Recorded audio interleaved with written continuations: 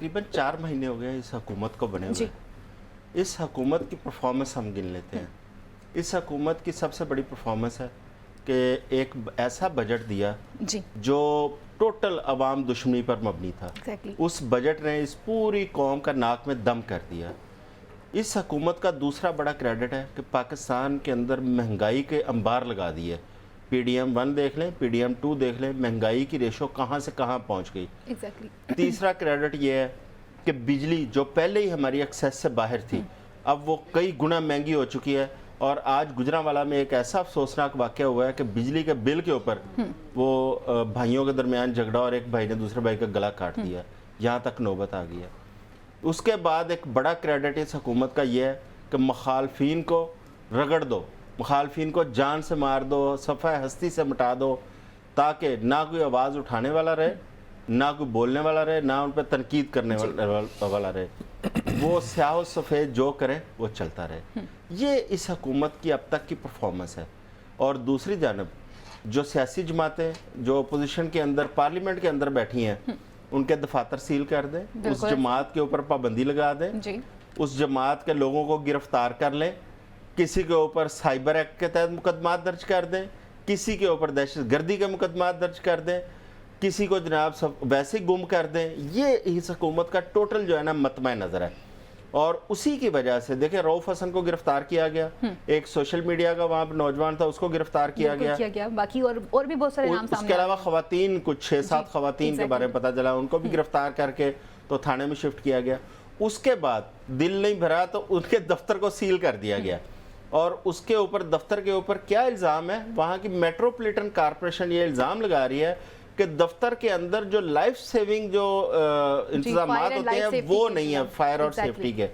अच्छा, उससे पहले आपको याद होगा कि CDA ने उस दफ्तर का एक हिस्सा गिराया था और उसके बाद उस दफ्तर को सील कर दिया था। बिल्कुल ऐसा रहा। और उसके बाद कोर्ट के ऑर्डर पे दफ्तर खुला और वहाँ पे दोबारा, अगर ये सेफ्टी वाला जो एक इनका पैमाना है, अगर उसको लेके चले तो मैं दावे से कहता हूँ पाकिस्तान की 90% सरकारी बिल्डिंगें जो है ना, उनको ताले लगाने पड़ेंगे, उनको सील करना पड़ेगा।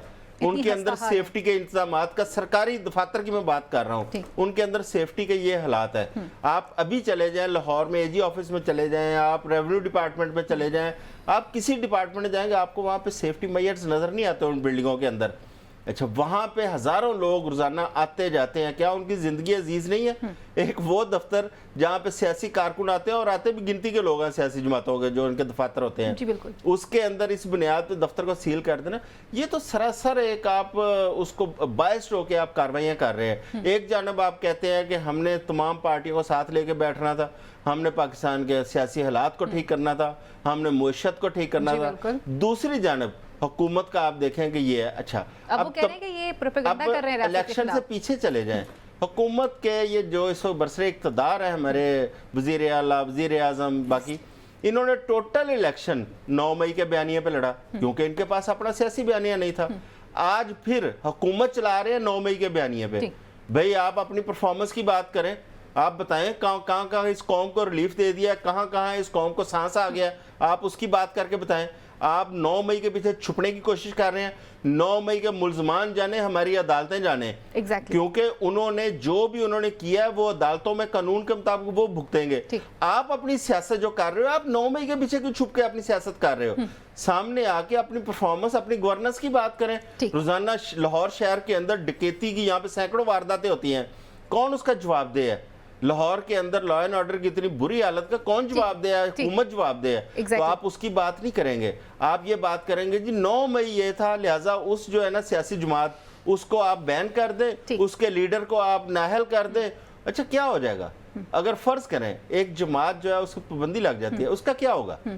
उसका कुछ भी नहीं होगा। माजी के अंदर पाबंदियां लगी हैं, ज्यादा से ज्यादा ये होगा कि वो नैब की जगह पे ANP बनी थी ना, ये तहरीक इंसाफ जो है नाम तब्दील हो जाएगा। इससे ज्यादा क्या होगा? या तो है ना, नहीं आपने माजी में नवाज शरीफ पे,